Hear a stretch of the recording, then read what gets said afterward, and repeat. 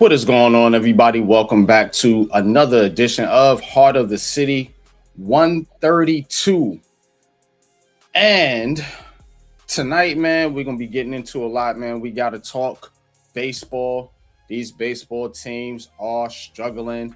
It is a baseball crisis in New York right now. We're going to get into that. We're going to get into a little summer league action, man. Summer league action. Knicks and Mets actually scoring off in the summer league coming up here Friday. So we're going to get into some summer league action and training camp. Football is a few weeks away, so we ain't got to wait too much longer. We definitely going to get into that. All that much more. I'm your host on Popular Opinion Sports with my host, Coach Ed Gladney, and we are the dynamic dude bringing you Heart of the City. So please hit that like button. Please hit that subscribe button.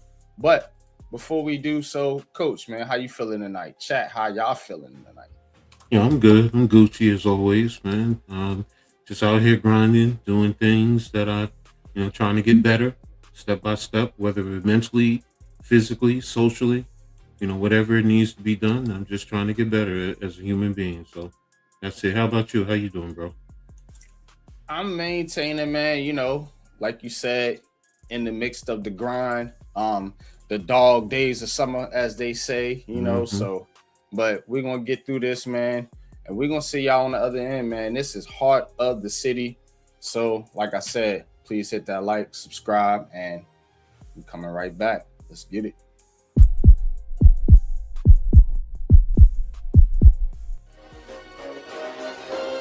Ricey K, the Raisin Man.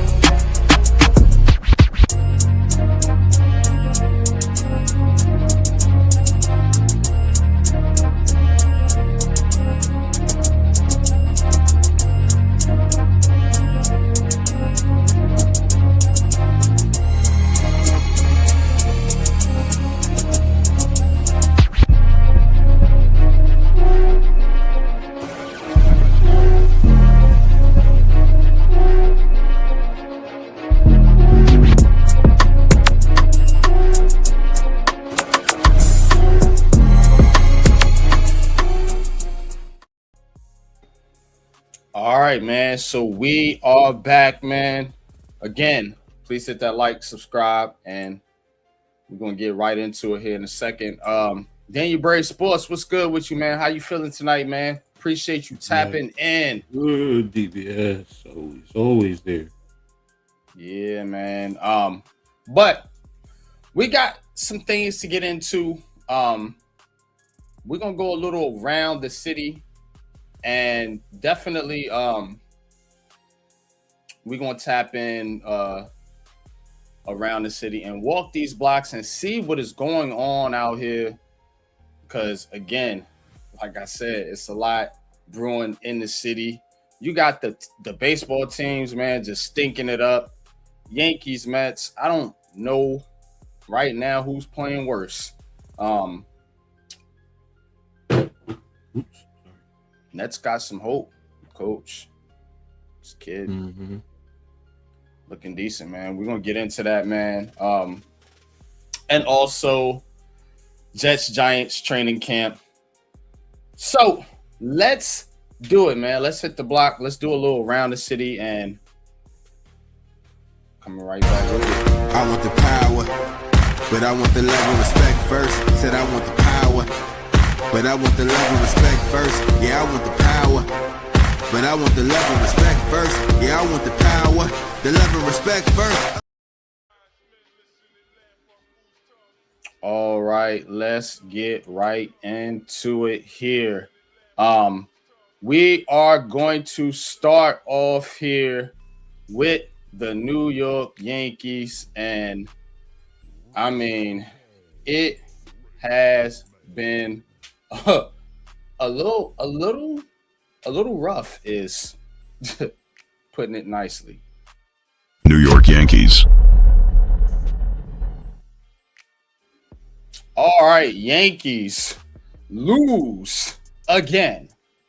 3-0 to the Tampa Bay Rays, and it's been pretty rough, man. Garrett Cole, man, giving up 3 earned runs, did strike out 6, but the Yanks just getting nothing out there as far as offense. 6 hits, no runs. It's been a struggle. Without Aaron Judge, it has been a struggle for this ball club. So they got to make some changes, and they got some things that they got to do.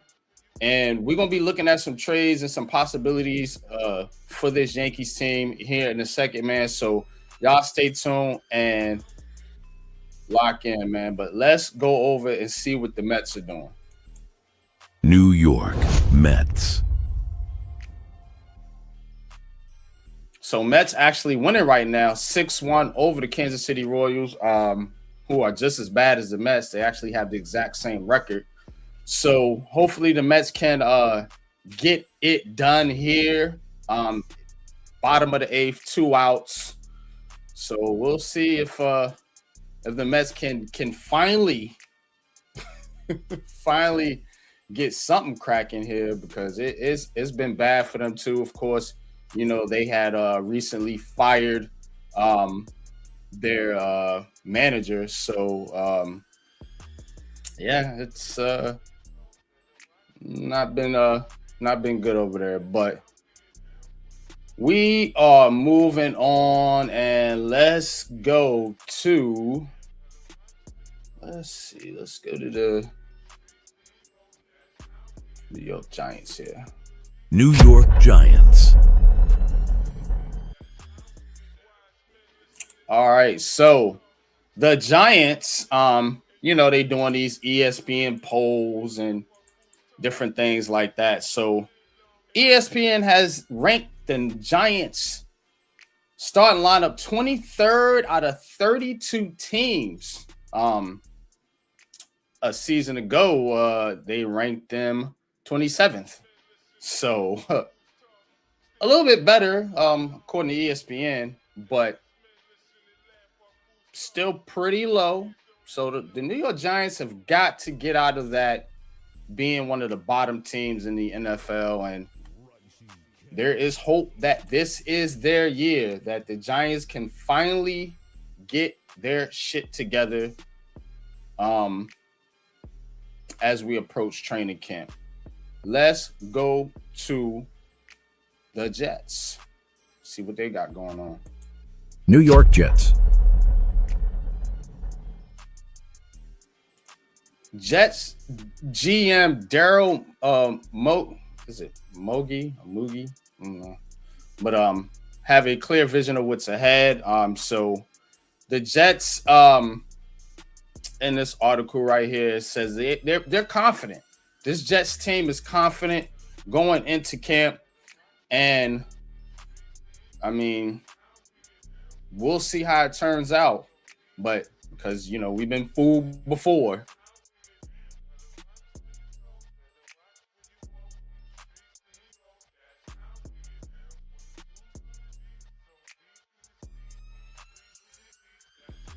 Teams, but anyway, let's go and let's get into some basketball. We're gonna hit the Knicks up real quick. New York Knicks.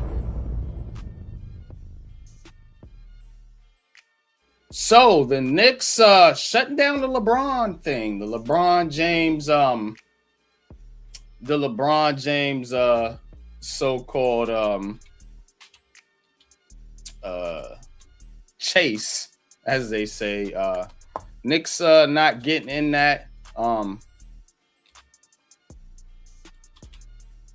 and I think that is the right move. We're gonna talk to Coach here in a little bit about it, but I think that is the right move about not getting involved in LeBron, the LeBron chase, as they say, because what are they going to do with LeBron James after just winning the championship with the roster that they had? Need to take care of your own guys, and I think that's the best thing that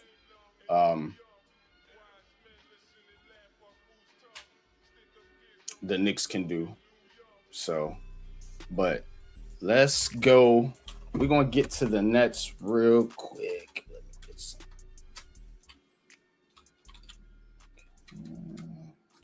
Give me 1 second. Bring up something. All right, so let's get to the Nets real quick. Brooklyn Nets.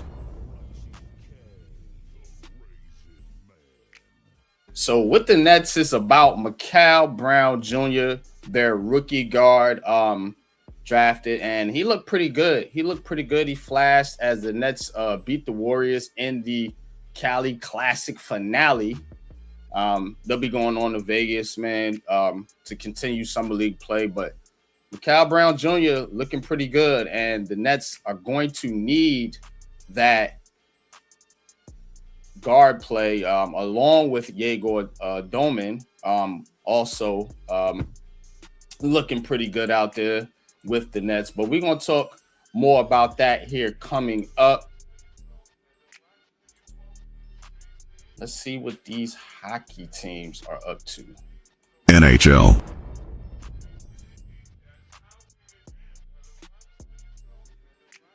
All right. Devils re-signed their goaltender Jacob Malik to a 2-year contract. Two-way deal worth $850,000 at the NHL level and $175,000 at the American Hockey League level. So, little two-way contract for a goaltender for the Devils here. And for the Rangers, make a draft day trade. Don't ask me to pronounce these hockey names, people. Pavel Dorofeyev in a draft day trade with the Vegas Golden Knights. There is much debate and speculation about who his new line mates will be on Broadway because, of course, as I've been talking about, the Rangers been shopping Trocheck and some other cats on their squad. So, and for the Islanders, they're still retooling their squad. They've been very busy this offseason with the NHL draft and free agency, but still they might be doing a little bit of a retool as they start to plan for the future. Islanders making some moves here, but not a lot. They did sign a 3-year deal with Matthew Schaefer, I believe it is. So maybe they'll make some more moves. If they do, we'll keep you posted as best we can. And that is going to be Around the City, man. Y'all hit that like, subscribe button. Appreciate you, man. Let's get back to it. I want the power, but I want the love and respect first. Said I want the power, but I want the love and respect first. Yeah, I want the power, but I want the love and respect first. Yeah, I want the power, the love and respect first. All right, Coach, man. You got any thoughts on what I said in Around the City, man, before we get to our main topics for the night? I mean, the biggest concern right now, of course, as a Yankee fan, Matter of fact, shout out to Philly halftime today. Tapped into his stream a little bit about with the Phillies today, and he asked me, he's like, "Did I hear the rumor that um, Philly and New York are in discussions about taking I believe it's Turner Mhm. with his contract, because halftime was like, if you can get rid of that contract, he loves it. I believe it's Turner. I might be wrong, but I didn't hear anything about it. I didn't know if you did. But yeah, they need, with the injuries to the outfield. I mean, it seems like everyone in the outfield is hurt. Everyone. And then you have no hitting behind that. Jazz Chisholm, with the lollipop, and now he's out with a toe injury. It's like, I mean, you have nothing on this roster. Nothing.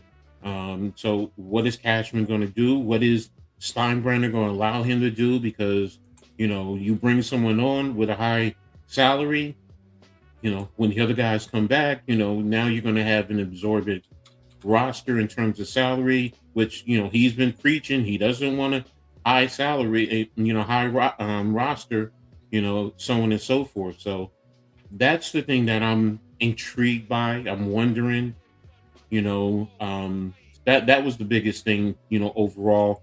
The Giants rankings, I get it. I don't, yeah, as a fan, I don't like it, but we have higher expectations. But I get the general consensus around the country and you know, ESPN, the almighty ESPN.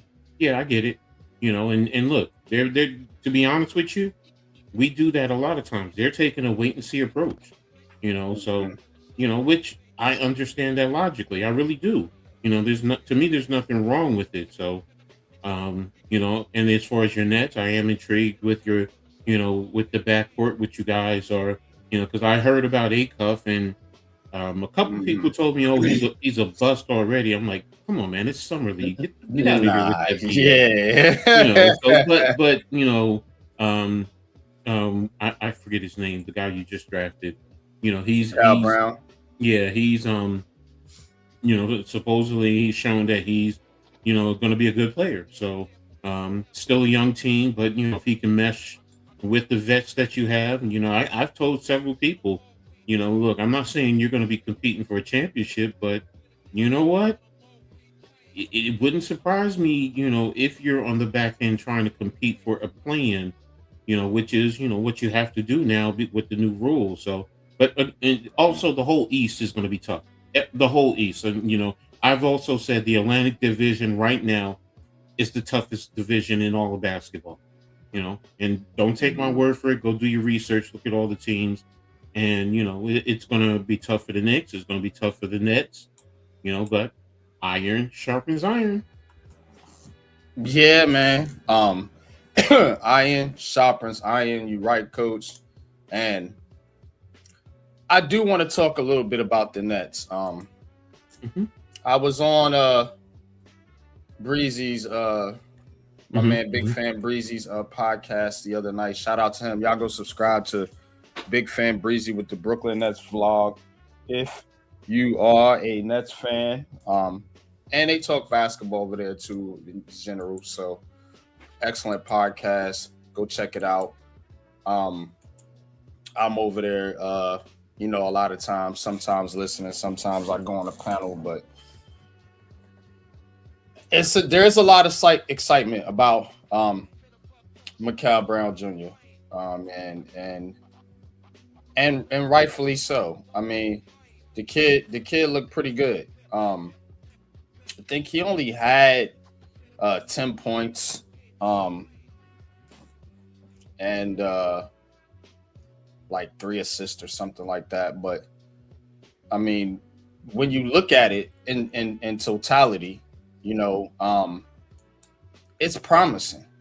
It's promising. You got to look at the eye test, as Hmm. they say.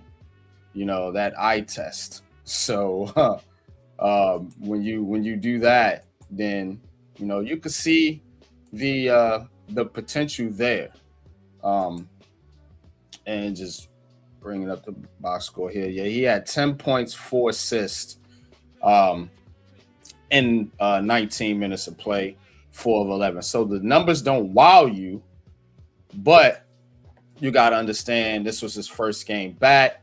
He did have a back injury recently, so that kind of hampered things a little bit. But yeah, man. I mean, the kid looked pretty good. I'll throw a highlight up there for you guys to see, but I do think that Well, here's I do think that the Nets have a promising backcourt. And when you take into consideration what Yegor Doman has done too, and his improvement in his game, of course, that is the Nets. That was the Nets. That was pick 8 last year for the Nets. That's the guy right there with the ball that passed it to Brown. This kid's a tall.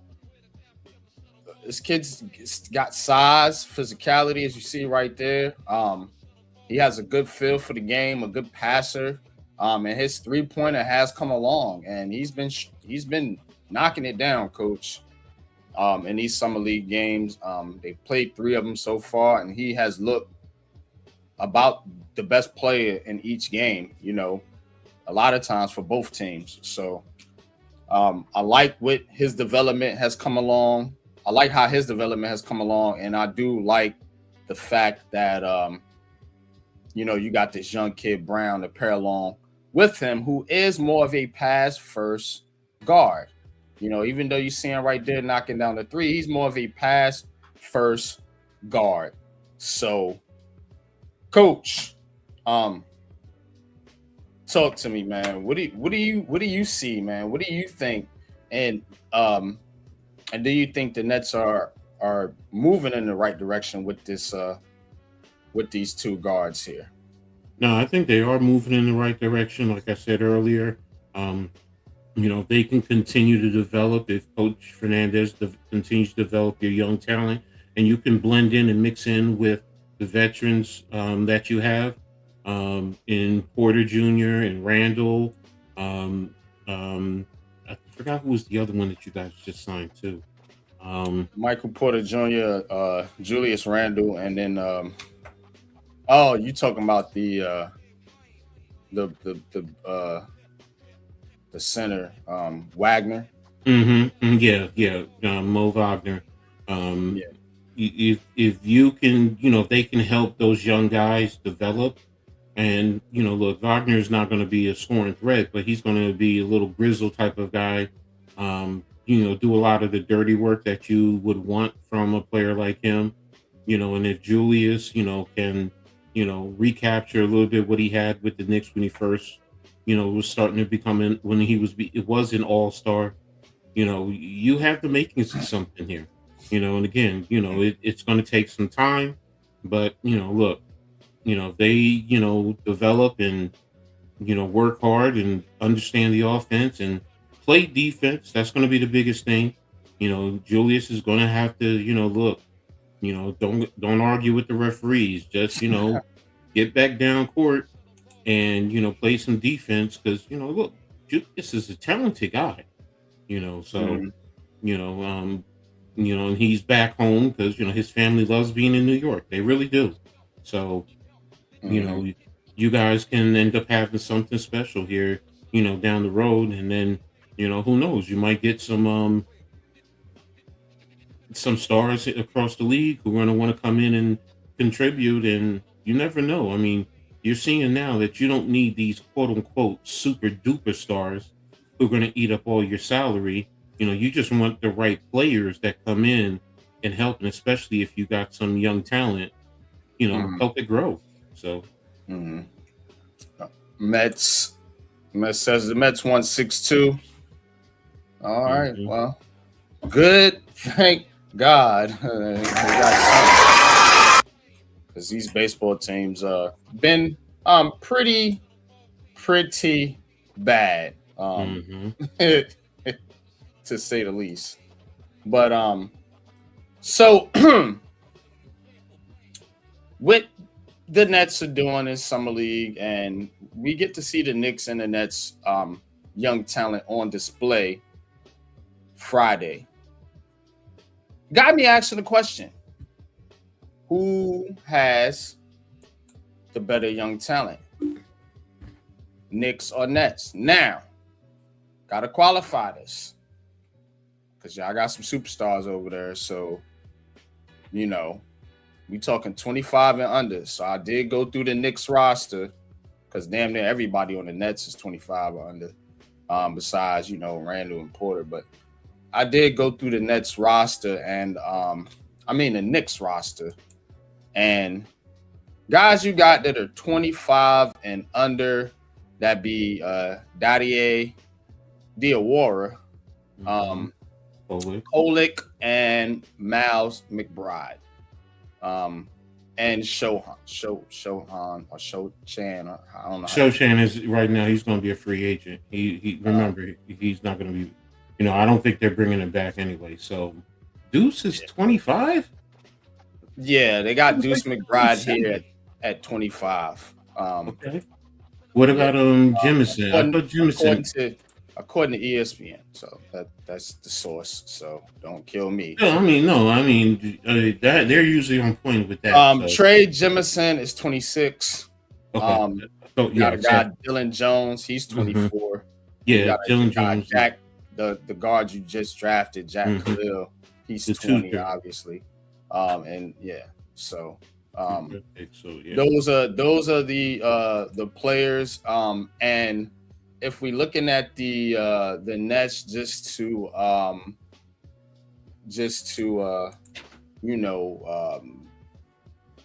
be thorough with 10, 12 players who are 25 years old. Come on, man. Yeah, so Mikael Brown, obviously. They got Clowney, Billendo, Yegor, Josh Jefferson. These are all recent draft picks. Chaney Johnson, EJ Liddell, Josh Minott. Josh Minott's only 23. Wow. Drake Powell, Day'Ron Sharp, Nolan Traore, Zaire Williams ain't on the roster no more, and Danny Wolf. So, but a lot of those guys aren't, like spectacular players. Some of them are rookies. So I think it's a fair question. Who has the better young talent, the Knicks or the Nets? What you thinking, Coach? Because I'm thinking about the guys you have, and I'm just going to compare it to two guys, and that's Deuce and Diawara. Diawara has elevated, in my opinion, his standing. He's over Dadier, and Dadier is a former first-round draft pick. So, and Diawara was a late second round last year. So, and if you watch his game, if you really look at him, he's a young Pascal Siakam when Pascal was first in Toronto. And, he's 6'9", 6'10", can handle the rock and shoot, can match up defensively, very smart player. So, and of course, Deuce McBride, what Deuce can do. Defensive, stalwart, streaky shooter. But when he gets going, man, he can put up a 20-piece on you in a heartbeat. So, Kolick, he's growing. He goes down to the G League and he puts up points, but you got to transition that to the NBA, and but he's I used to say he's almost similar to Brunson because they're both from the Big East. They were both Big East players of the year. They're both left-handed players. Their style is pretty similar in the way they play, but Brunson's footwork is far superior, and his moves are a lot better than Kolick. So Kolick has some things there, but he still needs to continue to develop. A little bit of his court awareness at times. He definitely, and being consistent with his shot. Because he does have a nice shot, but he's not consistent with it. Like I said, Dadier has the skill set. It's just, I don't know with this kid. Maybe it's just he can't really shine in New York, because we all know everyone doesn't shine in New York. But he played in France. He played in Paris. So it's not like he can't play on a big stage. So I just don't understand. But as far as the skill set, he has a nice jump shot. good handle. He can play defense. So there is something there. Yes, he's a late first round draft pick. So, but again, like I said, in matching up the top two, um, and because you have so many, did I go by young talent? See, I don't know who matches up with Deuce and You gotta think um, about it. No, you yeah, gotta think about it. it's like but on the back end, the Knicks, they're very comparable to what you guys have, but you have more players, so that gives you a better opportunity to find something. I'm gonna give you a But name. Noah Clowney. Clemens Noah Clown. good. I mean, Noah Clowney's a player. The next draft, he averaged 12 points, 4 rebounds last year on 40% shooting. He was a first round pick in 2023, 6'10, 210. So he's one of those wing type players. If you want a kind of a player along the daddy Diawara, mhm. you guys with them names, boy. Whew, Diawara. But But they Clemens also doesn't have to handle like you were. no, I'm just saying he's a big man. If you Okay, okay, okay, want to okay. go like that, the Nets also have Day'Ron Sharp, who I like. Yeah, the Day'Ron Knicks Sharp don't is have a young center type or power forward. Yeah, no, I yeah. give you that. Day'Ron Sharp might be the starting center this year for the Nets. It'll either be him or Wagner. So I think Deuce is a former starter too. So it's like that's mhm. why I said, if I go off of the top two in terms of just talent, pure talent, I mean, Deuce is going to give the Knicks a slight edge because he's been there. He's been a key contributor in a playoff run. So, but yeah, like you said, Clowney, it has put up, more numbers, but, you can also make the argument that, what, they're not playing sometimes for anything. So sometimes he might be playing against second level. You're not, just think about it. You're not playing, you know, in the playoffs because that's really where it matters the most. Mhm. So and that's why it's a great art question and a great argument, but because of the situation, the Knicks, just winning the championship, and these guys, like I said, Deuce contributed. Now Diawara didn't. Coach shortened his rotation, so but that's the reason why he shortened his rotation to go, with the core to really focus on winning the championship. So it's a give or take because you're not playing the young guys to see what you have because you were trying to win, but the Nets you're playing them. So, let's just say And the it's guy you even. play It's average even. the Deuce averaged 12 and 2, shot 42%. So that's the guy that got, I guess, more so the most minutes out of your young Hmm. group. Yes, exactly. And with the Nets, I would have to think that would be Clowney. It's either him or Sharp because It's I'm gonna even. throw Yago in there too because he is a talent. That Hmm. dude can Hmm. play, So, but just going off last year, we looking at guys like Noah Clowney, um, Day'Ron Sharp. Even though Yago did play last year, um, he averaged 10, 3, and 3. So you can throw him in But there as well. But he here's the didn't other. play a full season. And I think his potential is a lot higher than a lot of people may be thinking at this point. Just because I'm But just watching him play here's basketball. the other thing too. The Mhm. guys you're talking about, Clowney, Sharp, Yeager, they're playing a lot more starter minutes too. Where Deuce is on the bench now. He started early, but they moved him to the bench. So, that changed the narrative. So that's why I said right now I have to say it's even. I really have to say it's even, because each situation is different. They really are, and what the Nets are playing for versus what the Knicks were playing for. They're two different situations. So, you're trying to develop and find what you have. The Knicks were competing for a championship. So, but if we're just talking about sheer talent, If you went into an open gym and saw them play, I'm gonna be honest. I'm gonna put my money on Deuce. I'm gonna be honest with you because Deuce, he can put up 20, 30 points on you. That's one player though. And I that's understand. the Yeah, problem. he's a talent, but That's the problem. who has the better young core? I'm gonna say the Nets actually because But here's the they issue, have though. more of a core. But that's what I'm getting at because they're two different situations. That's why I keep saying that because the Knicks have a veteran core in front of them. You guys are trying to still develop and find what you have. So, they're playing the Knicks young talent is playing off of the bench while you have players who are starting. So it's two different situations. So that's why I say it's even. Because if you took Deuce and you put him over there, could he be scoring up at will? I think so. I really think so. It's probably. Not gonna lie. And Diawara, I think would probably get you 15 to 18 points a game, maybe 6-7 rebounds. Even Dadier, like I said, he has some talent. You, Leaf. I'm gonna throw the link to you. I want to see his. I want to get his opinion on this. I think it's a decent question. Yeah, no, I just thought about it because I was like, wait, and we can't put the veterans in the mix. You know what I'm saying? Because the Nets don't really have no veterans, and the Knicks have a bunch of them. And just looking at the young players, you know what I'm saying? But you also have to look at their situation.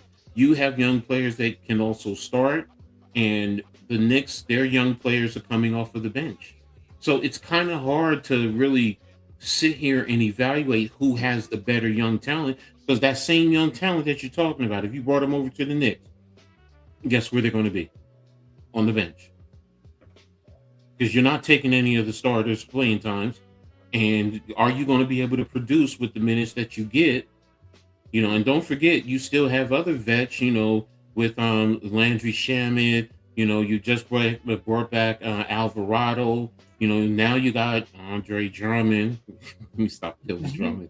The point I'm making, the point I'm making is that each situation is different. It is a great question, and it's hard because each situation is different. But now, if you took players from both and put them on either side, now what's the results going to be? So it's again, like I said, it's an interesting question. You're going to say the Nets, and I understand you should. Me, I'm going to think the Knicks, but it's based off of Leaf. I see you over there rolling your eyes, man. I see you. You the ultimate Knicks hater, man. The ultimate. You the biggest Knicks hater I have ever met in my life. NYG. You see. This is a clear-cut example of why you just can't give people nothing. This is a clear-cut example. Give me what? What are you giving me? You ain't giving me nothing. Don't start. This is a clear-cut example of why certain fan base should remain where they are. Just leave them. What? Let's leave them where they at. No, you're the one coming on here rolling your eyes. I'm talking and I'm being respectful, and you come in rolling your eyes. I'm like, come on, bro. And I said. Go ahead, Doug. But let me start.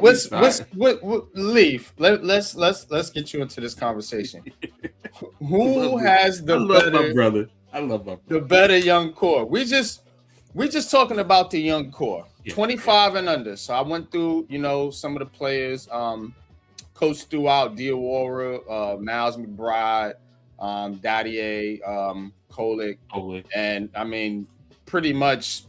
The entire Nets roster damn near is under 25, so I don't have to list the players on for the Brooklyn Nets. But who has the better young core out of as a group, as a core? Mitch. You know what I'm saying? Mitch, what's good? Mitch, what's going on? Well, I'm gonna give you a call when I get done with the podcast if you're still up. What's going on, Mitch? Well, to answer that question, we can only go off of potential and spots. In terms of that's what we can only go off of. In terms of potential and spots, that we thinking in future reference, it's most likely you're gonna aim towards us. In terms of where they are and what they already been in their careers, I can understand why coach might say McBride and Diawara or whoever the hell else they had over there that was under 25. But majority of their roster was guys that was basically the Villanova Wildcats and a whole bunch of other veterans and stuff like that. So realistically, it's kind of an unfair question to that side because they're not building young. They still got $100 million left on the table thanks to the little itty bitty engine that could and the Villanova Wildcats and Cat and all the other players that they had. And they still trying to move forward with that, or they still trying to move forward with the core that they won with. You know what I'm saying? So like the young conversation kind of belongs to us, just in terms of what it looked like. What we need to establish is the potential part. That's what we need to establish. We need to establish how we want to play and how we want to and what type of identity that we want to have moving forward with the young core, as opposed to just having young players and just having them in spots.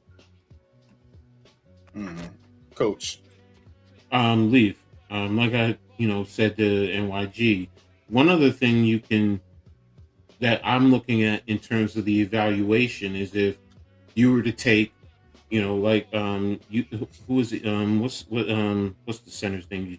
Not just the forward. Noah Clowney. Yeah, Clowney.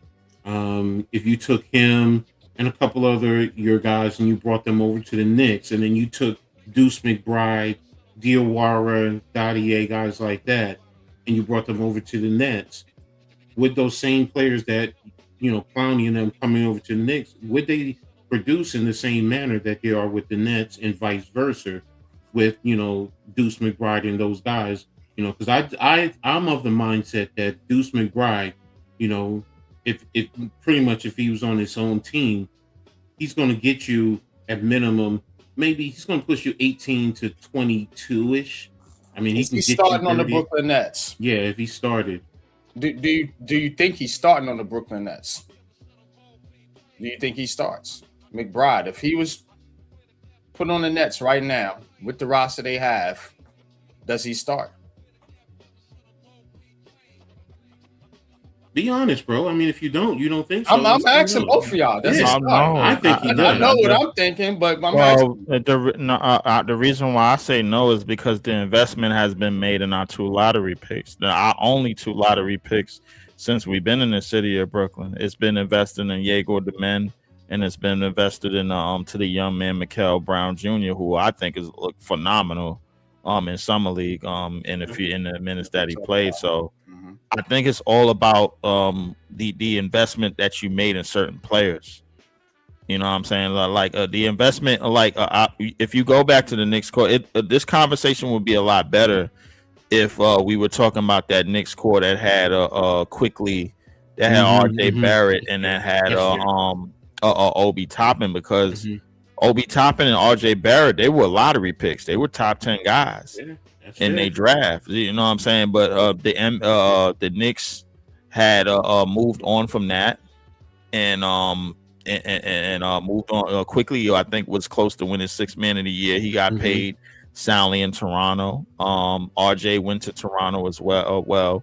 Obi Toppin went to Indiana. He was in the finals a year ago. So I think that just that young group, I mean, even though McBride is still around, I think just that young group, if you're talking about those guys were more of the investment before they landed Brunson and before they moved forward with Brunson and and that crew of things. So if Brunson wasn't in the conversation at all, but going back to 2023, 2022, 2023, I think that would be a better conversation, because that's the group that dug the Knicks out of the gutter, along with Julius Randle, and they were all on that roster. Those were guys that were all on that roster. Those young pieces were on that roster when the Knicks was dragged out of the 8-year crap hole that they was in. You know, so I mean, if they were still moving forward with that would be a better conversation. But with McBride, I think McBride is fitting into a role. Simply because of not just because of where he was drafted in his placement, where he was drafted, but the team that team that's constructed right now, and the team that was constructed before they got Jalen Brunson and a lot of these guys, he was a 6-man. Now that they got Jalen Brunson, a lot of these guys, he was a 6-man. He was back and forth. He was starting. There were times he was starting with Tibbs, and then they were trying to get him to be the point guard. That's what was the problem when Tibbs was trying to make him the point guard, but he was inconsistent in terms of setting up the offense because the offense was very stagnant at times, and he was streaky. But his defense, because Tibbs loves defense, and that's the biggest thing with Deuce, where his on-ball pressure, he's very good with it. He gets his feet, he gets his foot, he uses his feet very well to at least keep himself in front of the ball carrier. So, but yeah, offensively, he was challenged, and that offensive system that he was under Tibbs, it really wasn't conducive to what he was trying to do. Yes, he's better as a 6-man. I agree with that. But my whole argument was, okay, now you're talking about Brown. I mean, he's only played what? How many? He's played McBride. If we're talking about McBride got on the roster in 21-22. That was like the year after Yard played the Hawks in the first round. So he was a part of that young team that was that didn't have Brunson yet. With Julius Randle. So when I look at the minutes, I'm looking at first year 9 minutes, second year 12, third year 19, last year 25, and this year 26. I would like to say those are consistent 6-man minutes from 24 to 26 minutes. You know what I'm saying? Anything higher than that is a starter. My point being is they try to make him the starter. Yeah. Because the offense wasn't producing, which is why he ended up being a 6-man. Plus, you ended up getting Brunson a little bit later, so that regulated him to. But they did play them together initially in the beginning to see if they could play well together.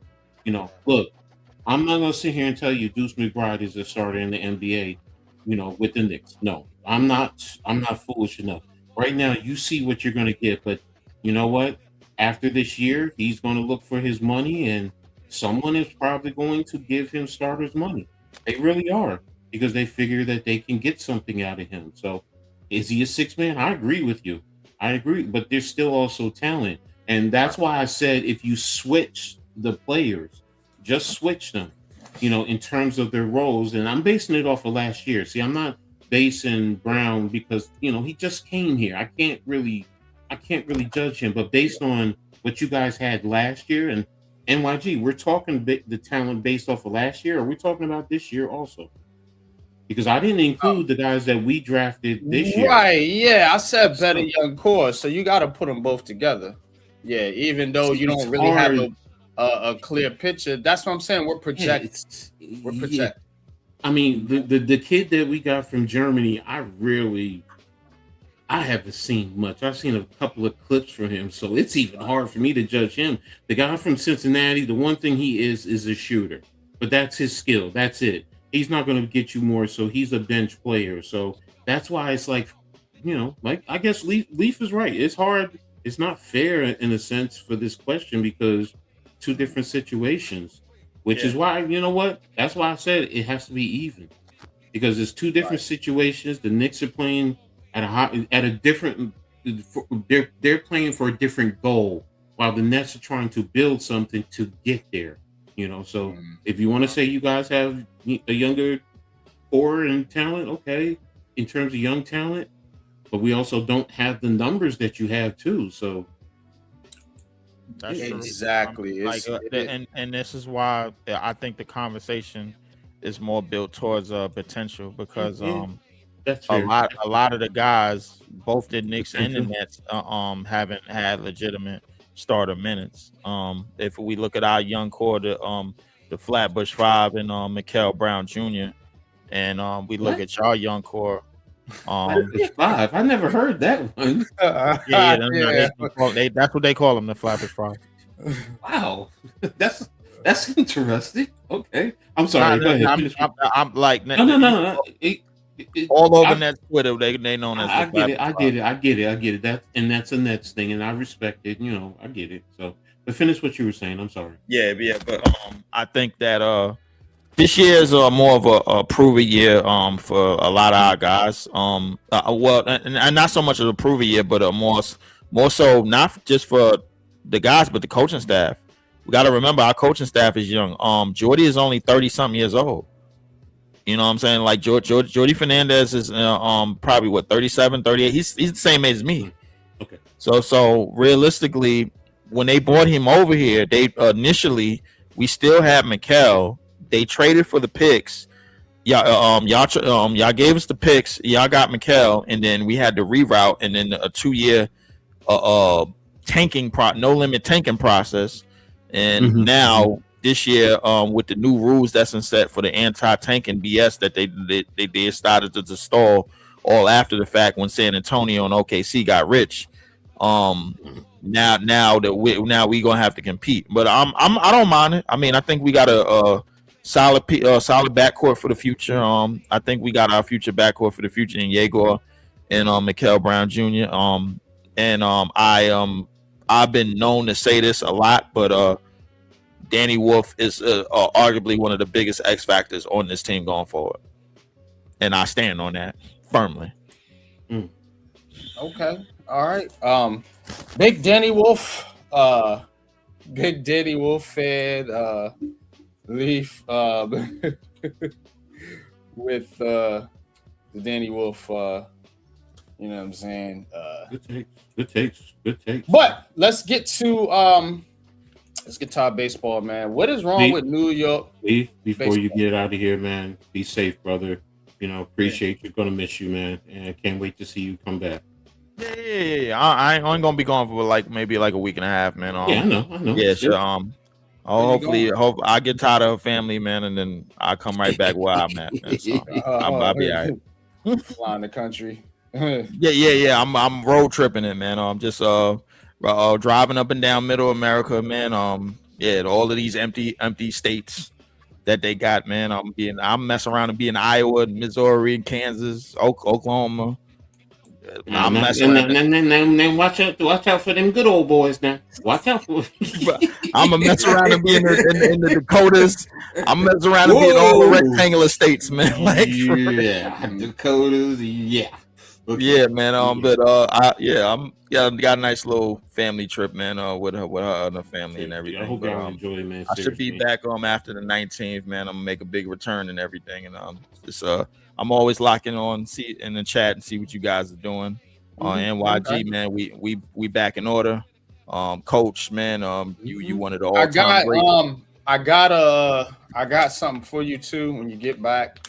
Got a nice little promo commercial for you. So I appreciate it, man. Coach, man, you one of the all-time greats. All right. Your only solace is that you are a Tangerine supporter. So whatever. You a nice little brother, man. You'll always be my little brother. I'm not. No, I'm too big for that. Well, you either a little brother or you could be my son because my oldest is your age now. Don't go there now. Don't go there. I'm too old and too big for that, man. Everybody know that. You could be my little brother. Let me tell you something. I got a brother who's younger than you. I actually have a brother who's younger than you. So, you could be my little brother. So it's either you my little brother or you my son. Neither. Right.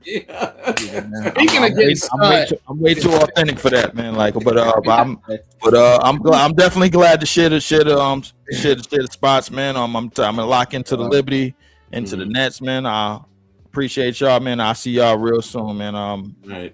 Let me get my stuff in order, man. I'm holler at y'all. All right, Leaf, man. Appreciate you tapping in. We're gonna get into some baseball here. Yankees lost again. And Aaron Boone was ejected. Runner goes, swinging it. And this was the play. So Yankees, he's out. losing 3-0. He's Boone out. he had an issue with it, so he got tossed. The other bench coach, I believe, got tossed, and Terrible. it's not looking good for the Yankees right now. It's not looking good for the Yankees right now, because you're losing to the team you're chasing, and that is the Tampa Bay Rays. Mhm. And again, this team has not hit well. They have struggled in that department. But not only that, your bullpen has just been awful. So now you got a Yankees team that is 5 games behind the Rays now. And I'll show you guys the standings here. What can they do to get right? What can they do to get right? Because that is a lot of the chatter out, not only in New York, but in baseball circles. What is wrong with the Yankees? This team does not play well. They've been you losing to teams like the dang on Tigers and the and the Twins. So Lost 11 or 13. 11-13, 5 games behind Tampa right now. Before long, you're gonna end up losing the spot and in terms of the wild card. Right. It's Right. So there's rumors about them trading for Skubal, Tarek Skubal, Tigers ace. There's but I think they need hitting, bro. You need hitting in bullpen. You need hitting in bullpen, and I think you need you need some pop. Mm-hmm. You need some pop, and I don't like, where are they going to get it from? What's that halftime? You know what I'm saying? Where are they going to get it from? Because I don't know what the damn answers are for this Yankees team. I mean, you got to obviously make a trade, and who do you go get? Who do you go get? Now, I found an interesting article trying to fix these baseball teams. And what didn't Yankees and Mets actually do a deal? I'm gonna get you next time. Mets, I need to holler at you too, man. I'm gonna see you in the chat, but now's not the time, buddy. I really gotta talk to you about something. I'm gonna get to you though. Halftime was good with you. Yankees potential trade partner is the Mets.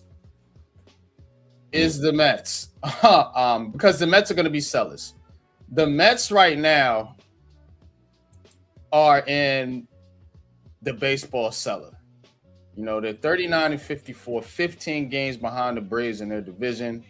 They're bad. The Yankees are struggling. That's the difference between the two teams, but they're both playing bad baseball. And so can they actually make a deal? For what? For who? So here it's the rotation, I'm guessing. You got Peralta, Senga, and Sean Manaea. Well, it depends on what you're giving up to get them. Do you go that way? What are you giving up to get them? Do you go and get Bichetti? mean, he hasn't played well, so No, I don't mean know. it's not. Yeah, it's You know. if he's not producing, then no, you don't bring Do him you in. go and get Lindor? It Too says much. reports have suggested the Soto Lindor relationship has deteriorated significantly since becoming teammates, leading to vague rumors that the Mets may trade Lindor. He Lindor makes is under enough contract to money. 2030, though. But look at it. What is his contract for? Lindor's contract, let's see. Contract. Yeah, it's a huge one. It's 10 years, $341 million. It runs Another through, $300 million player. yeah, it runs through 2031. I don't think you want to hold on to that contract too long. So that might be a no. That's a But big no with me right now. but where do the Yankees get help? Where do the First Mets of all, get what help? is Lindor hitting right now? What is his stat line? I mean, I'm saying no to the money, but now are you telling me he's producing? I don't think he's producing as well as he should be, especially for that money. Yeah, I don't think he's doing a lot Nah. this So, year. He's only hitting 211, 4 no, home runs, 10 no, RBIs. no, 32 years old. no. Yeah, That's might as well crazy. keep Jazz Chisholm. I don't know, man. Like, I'd rather- I mean, shit, you Chisholm gonna is get that kind his of contract is production. not as long as his. So. Right. If you're gonna get that kind of production, you might as well keep Jazz. There was a player. Let me see. I can find this dude's name that the Yankees could possibly target. I mean, because they got to get. I mean, because the problem is Aaron Judge. Okay, so you don't have Judge, you don't have Stan. Is Grissom back? Grissom is cheeks right now, man. He's Yeah, but I not heard he doing was much. out though because of injury though. That's what I'm saying. Yeah, but I think he came back. I think he came back today, if I'm not mistaken, and he I'm looking at the stat line. I just seen it earlier. Yeah, no, he's he pinch hit it. Okay. He pinch hit. So but yeah, these guys, Bellinger, Dominguez, Volpe. I mean, so they ain't got it right now with these players and the position players. I think the pitching has been played well. I mean, the starting pitching, the bullpen is still. The bullpen was a problem when we talked going into this season. Remember, and they ain't done nothing to correct that. So that's what I'm saying, Coach. Man, I don't know. They have a lot of problems and so much money that's hindering them. From Steinbrenner doesn't want to. He's not like his dad, so he's not going to overspend. So that's the thing. It's look, when you got an owner who don't want to spend, it doesn't look good, man. It doesn't look good. Yeah. So, question is, who do you get rid of? So, the top targets right now, for the Yankees, Spencer Jones and Elmer Rodriguez. But if you're giving up your top talent, then you better get a nice return. That's the problem. Right. So those are the ones that are being floated out there. And those guys are also in the talks with Skubal. So it's like, and to be honest with you, if you're going to get rid of them, I want talent like Skubal. whether it's a hitter or a top bullpen who is to that magnitude, and their contract is controllable for a few years. That's what I need. So especially if I'm giving up talent like that. So, and that's why I say they're in a catch-22. They really are.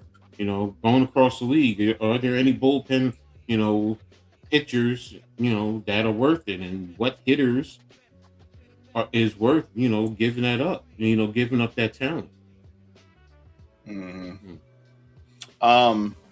Yankees also mentioned in a trade for Minnesota catcher Ryan Jeffers, but he's coming back off an injury, so like it's just it doesn't make sense. Going after people coming off of injuries, you have a lot of guys who are injuries. You need hitting. Okay, is this catcher? I mean, is he a top catcher who's gonna help you with your hitting? If not, then I'm like, why are we even rumors?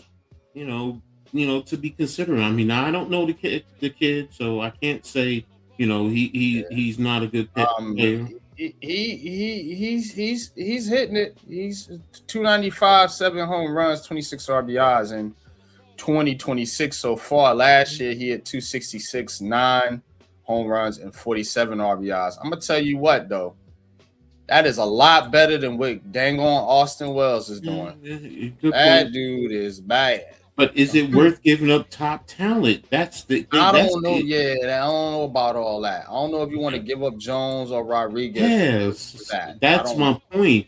And when you start talking about those two, I'm looking at, okay, well, is this a top bat in the league?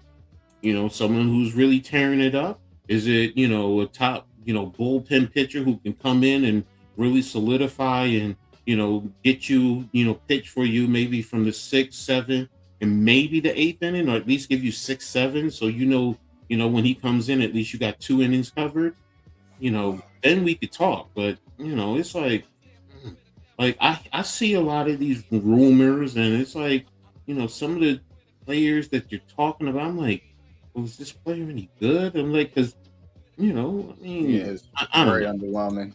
Very underwhelming. Exactly, bro. It is very underwhelming. So, the Mets are looking to get rid of some of their players as well. And they've been looking at some guys as we take a look here. So Freddie Peralta, 2 things can be true. Peralta can be the Mets' best deadline asset, and it may be a no-brainer to trade him. Last week in Toronto, he allowed 5 more runs to raise his ERA to 4.81, which ranks 6th worst among qualified major league starters. While teams will surely still have interest in Peralta given his pedigree, will they dangle a prospect significantly better than the Mets could get through draft pick compensation by extending him to a qualifying offer? So, says 80% chance of trade here. I think he's on the move. Personally, they just mentioned him in that Yankees article as well. Left-handed pitchers Brooke Riley and AJ Minter. These are 2 classic deadline rentals, left-handed relievers on expiring contracts who are having excellent seasons. Every July, there's a long list of contenders seeking bullpen help. Wink, wink, Yankees. For those reasons, Riley 2.5 ERA over 32 innings and Minter 0.60 over 15 innings are as good as gone. Chances of trade 99%. Okay. But the question is, what do you want for those type of pitchers? Because I agree with you. If you can get those guys to one of them, go get them. But if you're talking about your top prospects, I'm like, no. I'm sorry. And they're an expiring contract, no. Yeah, you're not going to do that with an expiring contract. You're not going to give up a top prospect. You might give something, but it ain't going to be one of your top guys. Here's what things Luke Weaver and who's Scott. I'm bad with pronunciations. Here's what things get obvious. Weaver has 1 more year of team control after the season.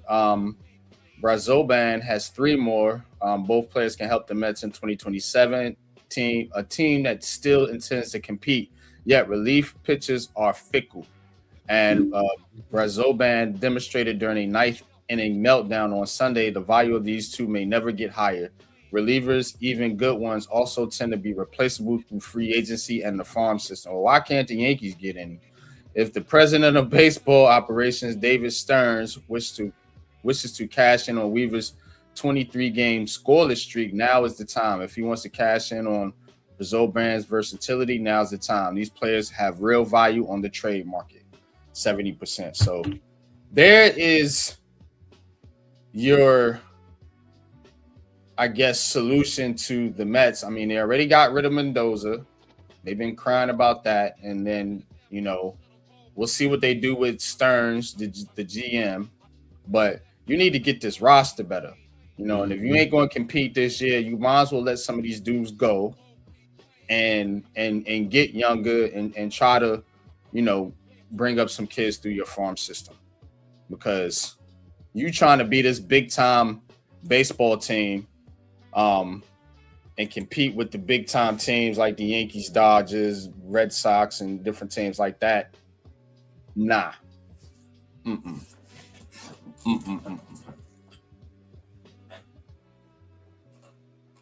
But all right. Let's get to.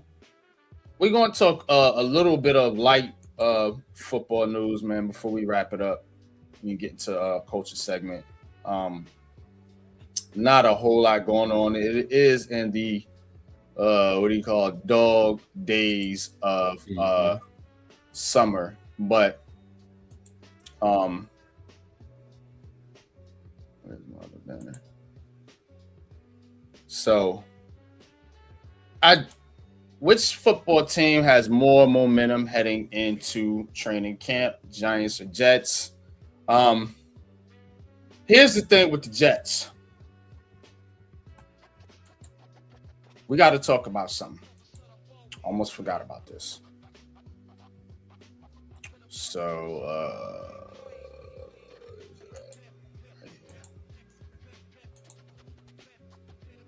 Coach. Geno Smith been getting in trouble. Geno Smith been getting in trouble.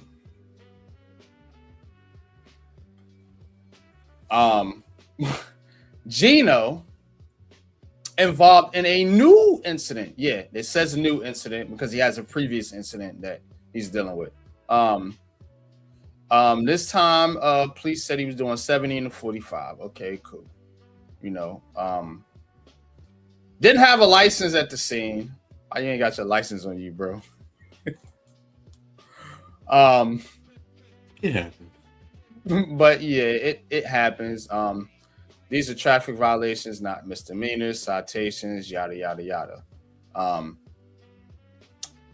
The bigger news is this assault allegation that they're reopening that was recently closed, and they're bringing it back up. I believe this was in Florida. I think it's with his significant other or something like that. Just happened, yeah. His ex-girlfriend. So only bad news can come out of these off seasons. So not a good start for the Jets and the quarterback spot. But what do you think, or who do you think has the momentum heading into camp? Giants, we already know. We've been going in through the Giants, the news with the Giants, and not going to rehash stuff that Jackson Dart and Abdul. I'm not going back all over that again. No. It has been quiet on the Giants front since those incidents. So, but they were there. This thing with the Jets there. We know what both teams kind of look like roster wise heading into the season. Who do you think has a more momentum going in? And again, we talk about these teams, talent versus talent. You know, I think the Jets sneaky got a decent roster over there, sneakily. And of course, there's a lot of hype with the Giants with Harbaugh and all that. You know, rightfully so. They've made moves to strengthen their squads. But who has more momentum going into the season? Would you say? It's going to be the Giants because of Harbaugh. It's just that's it.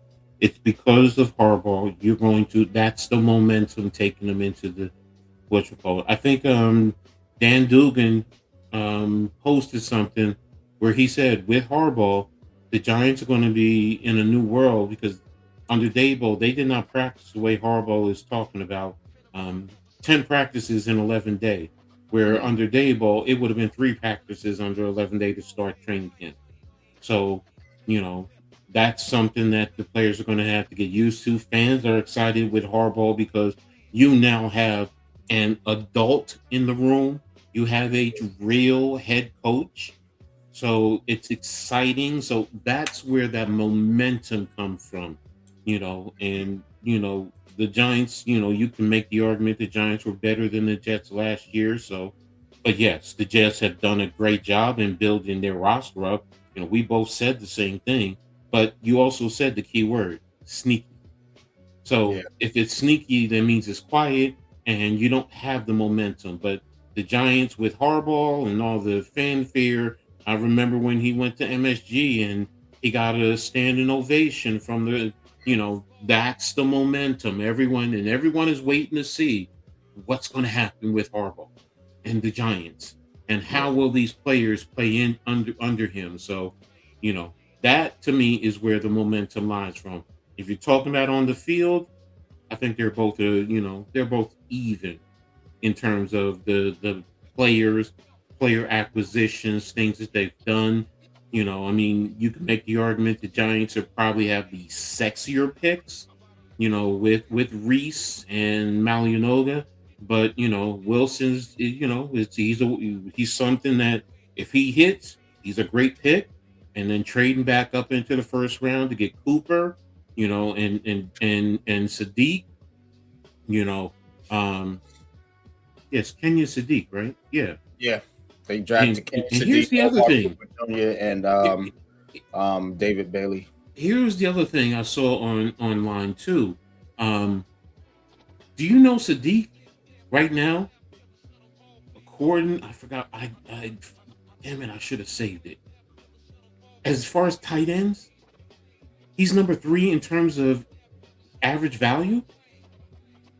And I'm like, wow. That's what we were saying about the running back. That's why I was to Jeremiah Love. No, I get what you're saying. And, I was just saying, I wasn't expecting a rookie to come in and be at number 3, but that also says the tight end his position where he was drafted. So that's what, but it's also going to raise the value. But getting back to the point, the Jets have 3 first rounders. The Giants have 2, but, we're excited about Colton Hood and Fields. So, both teams are pretty much even in terms of draft picks in a sense.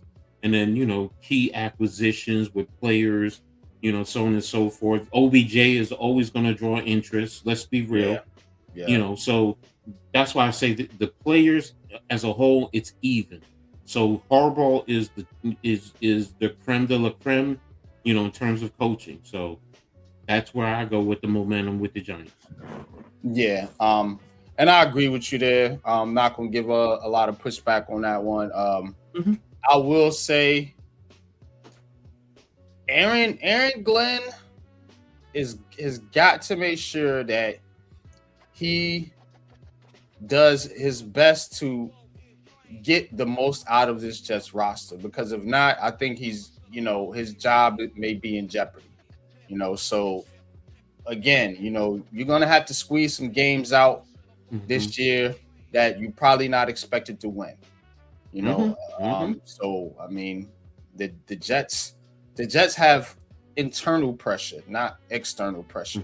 Whereas the Giants, the pressure is external through the media and everybody. You know, in that locker room, you know, they know those guys know what they got to do, and you know they you know John Harbaugh's going to keep that together. You know, with the Jets, I think it's the opposite. The pressure's internal. Like those guys know they got to. The coaching staff know they got to go in there with some games. They got to get some shit done. You know, that's why I brought this Geno Smith news up, because this ain't a good start for you guys. This ain't a good start for the Jets. You know, you don't want your starting quarterback in the news for the wrong reason. You know, and this is legal stuff. It's not, you know, stuff like what Jackson Dart was doing or whatever. But so that's it for the football. We're going to transition into our culture segment here now. And this time, yeah, man, we going to the streets, man. We going to hip hop.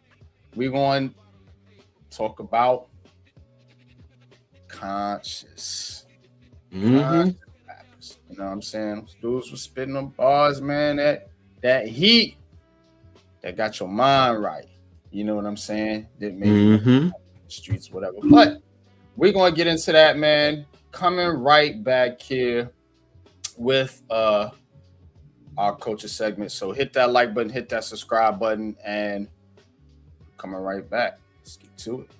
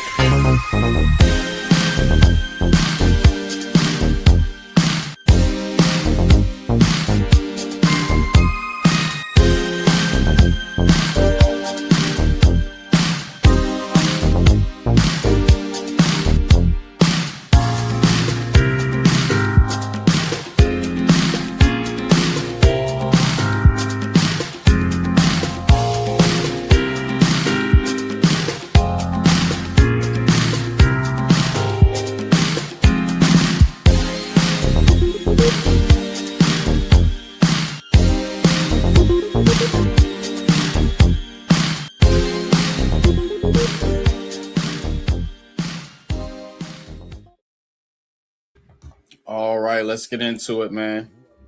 So today we're doing top 5 conscious rappers of New York, New Jersey area, what we call heart of the city, and just guys, like I said, that was spitting knowledge, spitting music, and I mean, I've always loved that type of hip hop, that style. So I do appreciate this topic, Coach. I will do the honors and set this thing off here. Okay. Get my stick together. All right. All right, so I'm going top 5 conscious rappers of New York City. Now, again, it's my list. You know what I'm saying? Y'all can like it, love it, hate it, not agree with it, but that's what these discussions are for, man. And that's why I appreciate this this show and this segment. But let's start it off with number 5 here. Let's get to it. Number 5. Talib Kweli. I think he was one of the most underrated rappers in general, man. You know what I'm saying? Talib Kweli, man. Of course, we all know the music, man. But I believe that cats like this that don't get talked about a lot deserve to be on lists like this, because again, man, you talking about conscious rap. And that's what we're talking about. It wasn't no. That's why you don't hear a lot about some of these cats, man, because it wasn't no a lot of what you call it, mainstream songs or whatever. But again, man, had some hits. Of course, being from BK, with the next man on my list, I gotta rep Brooklyn. You know what I'm saying? So Talib Kweli coming in at number 5, coming in at number 4. Number 4. My man, Mos Def, man, definitely got to be on my list, man. Mos Def, when he rhymes, it just make you pause and be like, yo, what did he say again? Hold up, let me run that back, yo. What did that dude say? Like, yeah, man. And his flow is so smooth. It's a smooth, mellow, just rhythmic flow. One of my favorite rappers, a very underrated rapper as well, Mos Def. And I mean, he, like I said, he made you think when he spit, and that's what this is about, man. For me, let's go to number 3. Number 3. Big dogs. Now, KRS-One. KRS-One was very unique, man. Because he could talk about different things that other people wasn't talking about. You know what I'm saying? And he the way he rapped or rhymed was unique in a sense of how he would deliver his bars. You know what I'm saying? And that's one thing I loved about KRS-One. You know what I'm saying? He was a true pioneer. Old school. I gotta give credit to the older rappers, man, that came a little bit during my time, but maybe a little before my time, in my what I say golden era, which was the 90s. But KRS-One was still hitting in the 90s, definitely popping in the 80s. And again, he's gonna make you think. And look, man, let's get to number 2. Number 2. All right, heavy hitters here now. Nas, another one of those rappers that could create songs that were unique. You know what I'm saying? I know he did the one about the gun. He did the one about being a gun. He did the one about, I think it was called Black Girl Lost. Of course, Aru. You got different songs, but some of the songs was like real life. You know what I'm saying? Like it hit real life, but Nas put these songs, and Nas still spit too, but he put these songs in a way that, made you think about the other side of things. Like, you know what I'm saying? Coming from the black woman's perspective, coming from the perspective of a gun, coming from the perspective of a young juvenile in the streets. Like, he came from different perspectives, and that's why he's number 2. But there can only be number 1. Number 1. Rakim, man, this is the GOAT. It's the GOAT, in my opinion, when it comes to conscious rap, man. The people on this list are maybe not conscious, I should say lyrics. You know what I'm saying? Like real lyrical, where you think about the shit and then you go back and listen to it again because you may not have caught what this dude really just said. Rakim, I think, set the bar for a lot of these rappers when it comes to that style, and really writing and really having bars and lyrics, and not just getting on there just like some of the music you hear out fucking today. Just blah. Yeah. Try. But this ain't trash in this list. I don't think it's trash, man. I think when you talk about just pure conscious rappers, I already know. That's how I look at it. You know what I'm saying? But again, I ain't gonna ramble. Coach, what do you think about the list I just put out there, man?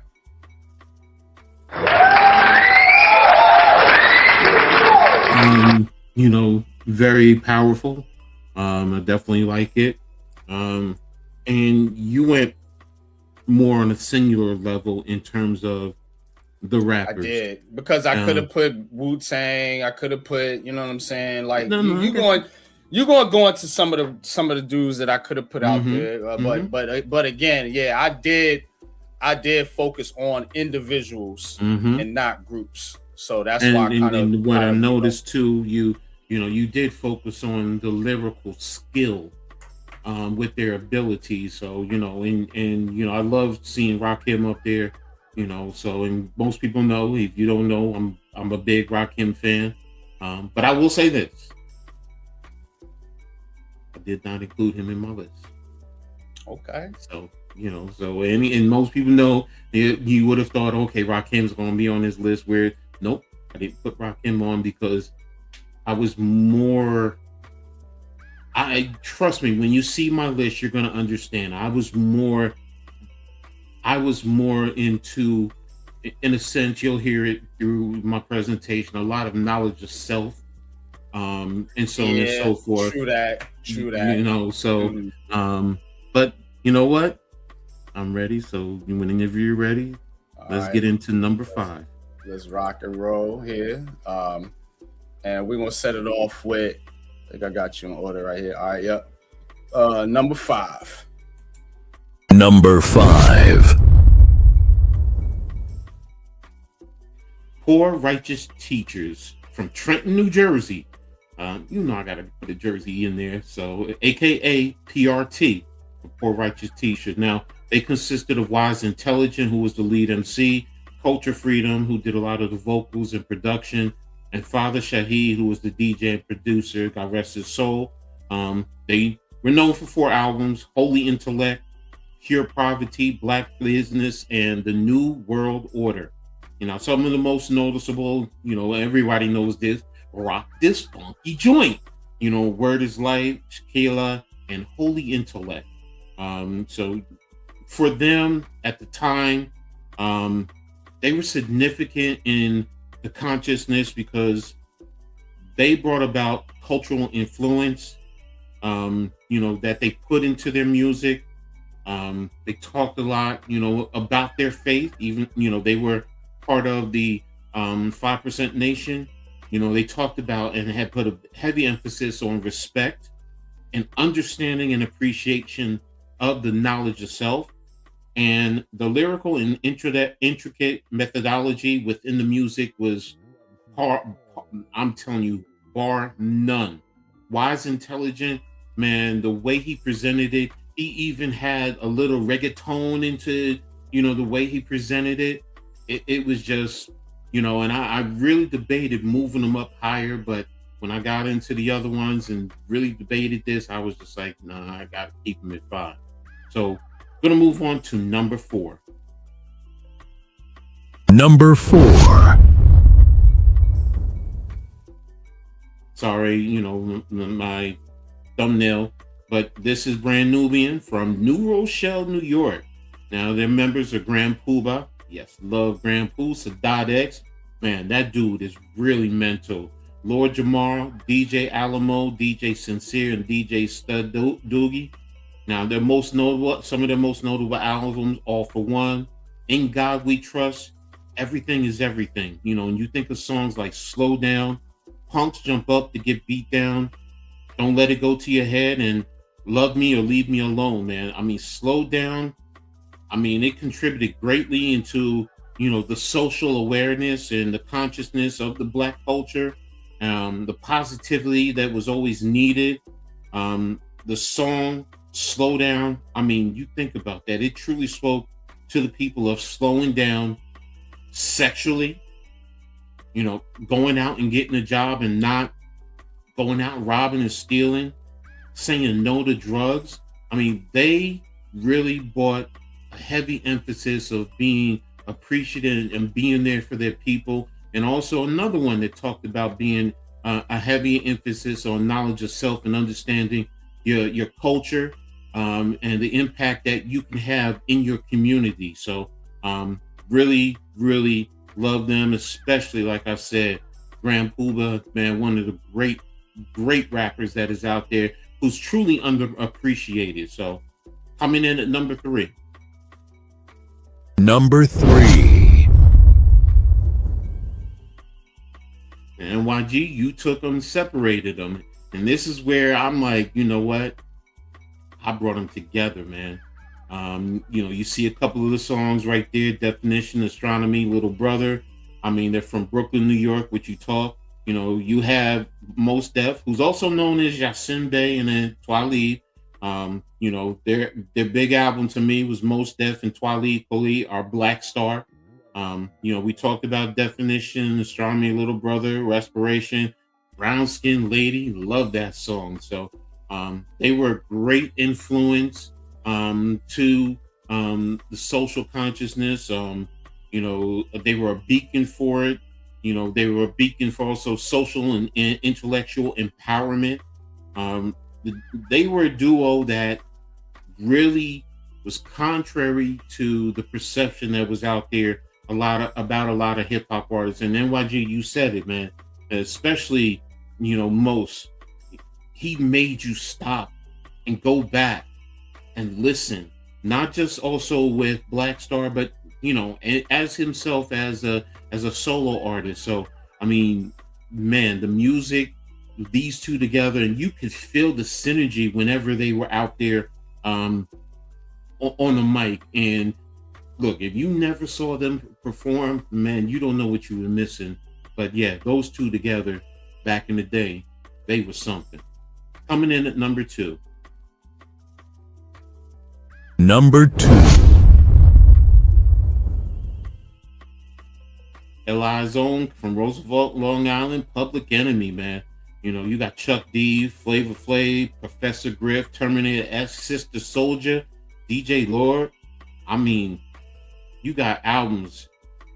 Yo, Bum Rush the Show, It Takes a Nation of Millions to Hold Us Back, and A Fear of a Black Planet. Those right there are some of the most powerful albums that have ever been out there. Think about it. Fight the Power. Everybody, when that came out, everybody was flocking to the streets, man. Everyone. Rebel Without a Pause, 911 is a joke. Welcome to the Terror Dome. I mean, you can go through and you can listen to every album, and there are some heavy hitters on there with them, man. I mean, they revolutionized hip hop with their activism. They've done it on the socio-political level. They created the pathway that many artists eventually followed, when they wanted to get into the political awakeness in the mainstream markets. Fans and supporters flocked to support Public Enemy as they made Black awareness, not just the hardcore, but raised being Black and proud to even higher levels. And what do I mean by that? Yes, you had the militant approach, but you were just like, yes, they're speaking the truth. They're speaking facts. They're speaking for the people, so it just, like I said, man, songs Fight the Power is the pinnacle. When that came on, everybody was just like, yes, fight the power. We got to stand up and fight the power. So, I mean, man, I could just go on and on about them, but gotta get to number 1 because there can only be one number 1. Number 1.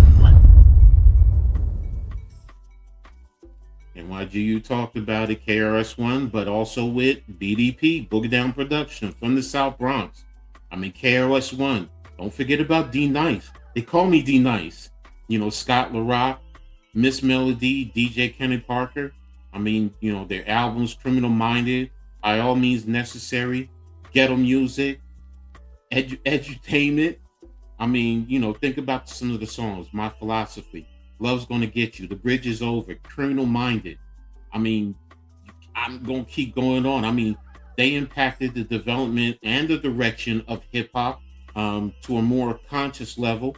They spoke to the stories of the people and the struggle to survive in an environment that really was not conducive to people of color. They attacked the economic, the criminal, and the financial misappropriation faced in disadvantaged communities, speaking out, empowering Black culture and belief in self, as well as educating oneself to be better equipped to deal with the social and the systematic issues that we face continuously, even to this day. I mean, the power that they have back in the days. I mean, one of the biggest songs, even though it was a collective, but you always attribute it to KRS-One and BDP, was Stop the Violence. Man, the movement that they led, you had for a moment where a lot of gangsters, kids in the street, drug dealers were seriously thinking about, maybe I need to put this down, man.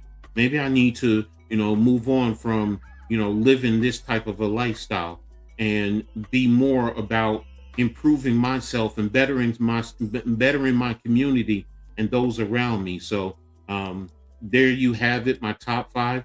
Me, I always give you a couple of honorable mentions. So go ahead, bring that up for me. And there you have, right there, Queen Latifah, Lauryn Hill, and Ja Rule the Damager. Love Ja Rule, man. Really, like, you talk about understanding knowledge of self. He was the big one. Queen Latifah back in the day. I mean, when she first came out, she was the queen. She really was. I mean, you had the crown. I mean, she was out there. And Lauryn Hill, I mean, with the Fugees, and not only singing, but her vocal lyricist, and she made you think, really think. Yeah, there you have it. So that's it. That's what I have for you. You love it or not, that's my list, and I'm going to stick by it. So what you got, NYG? Yeah, man.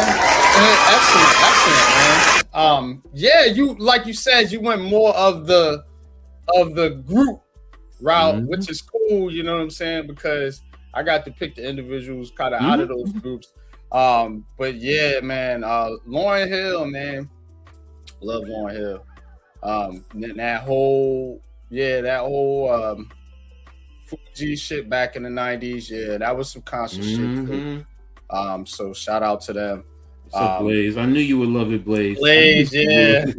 He's a true hip hop. Yo, I'm telling you, Blaze is a true hip hop. He knows it. He knows the game, man. Come clean, exactly, bro. Yes, you gotta come clean. So yeah, like I said, Blaze knows hip hop truly. So and Ja Rule the Damager, man, like you said, man.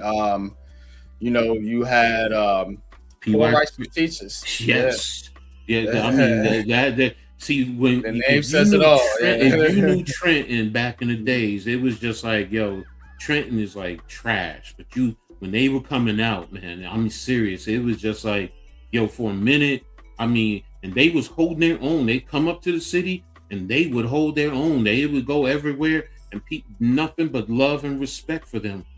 So yes, I mean, it's PRT. Yeah, they was that fire back in the day in terms of consciousness.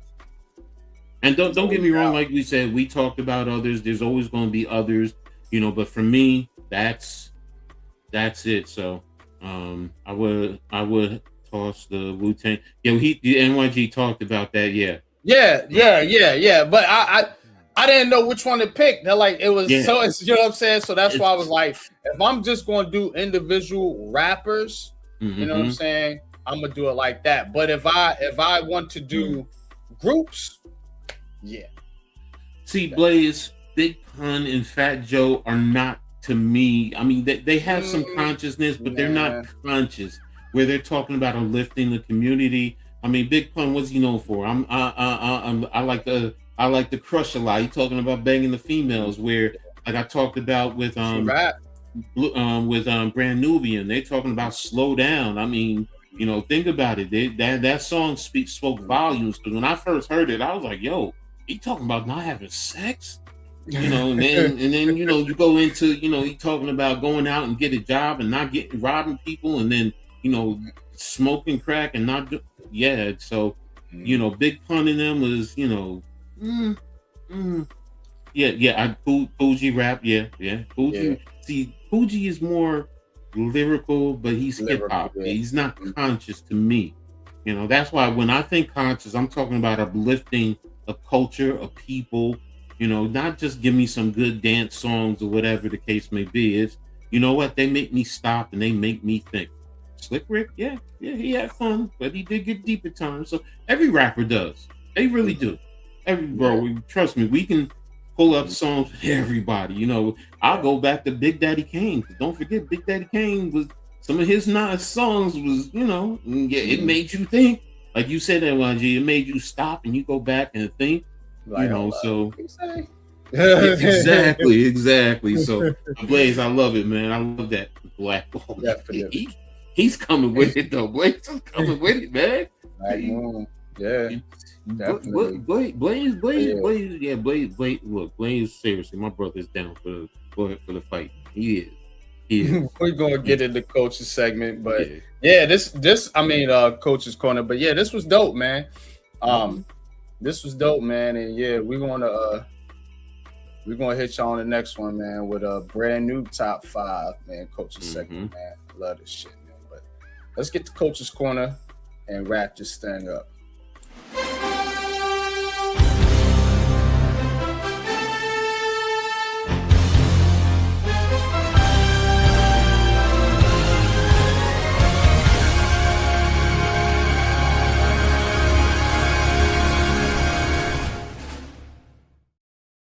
All right. Appreciate everyone for being here, rocking with me for another Coach's Corner. So, you know, got some things that I want to talk about. You know, the biggest is going right off the bat, going to talk about is, I'm going to start with the Liberty. So, starting out, you know, they got 2 players who actually earned an All-Star recognition for the All-Star game that's going to be played later on this month.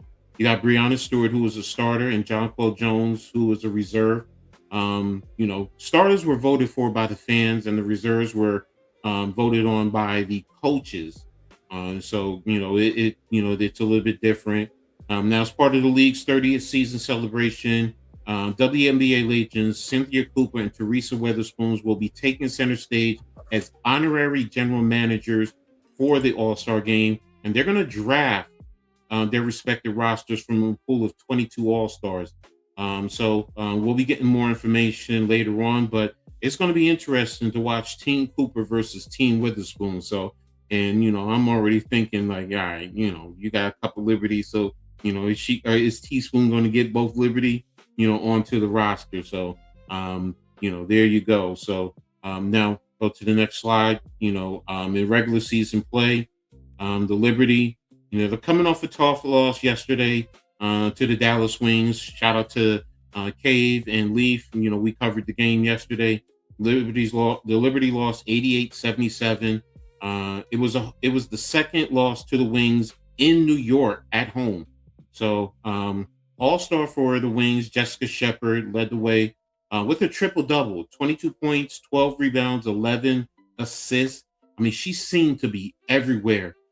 In the paint, especially at the start of the game, slashing right to the rim, and her teammates found her wide open. And literally in the first quarter, I mean, 8 quick points.